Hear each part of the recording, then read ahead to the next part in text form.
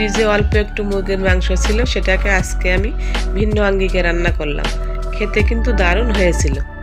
প্রথমে আলুগুলো তেলে লবণ দিয়ে আমি ভেজে নিলাম। ভালোভাবে ভেজে আলুগুলোকে উঠিয়ে নিয়ে তারপর ওই একই তেলে আমি আগে থেকে ম্যারিনেট করা মাংসগুলো দিয়ে দিলাম।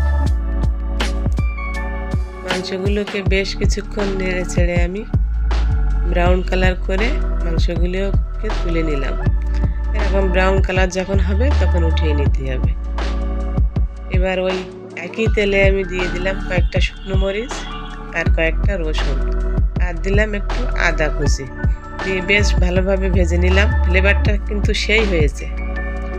তারপর দিয়ে দিলাম পেঁয়াজ কুচি, দিয়ে পেঁয়াজটা নরম হতে হতে আমি এদিকে গুঁড়ো মশলা, হলুদ গুঁড়া 1 চামচ, মরিচ গুঁড়া 1 চামচ, জিরা গুঁড়া 1 চামচ ও মাংসের মশলা দিয়ে একটু পানি দিয়ে গুলিয়ে মশলাটাকে আমি এক সাইডে রেখে দিলাম।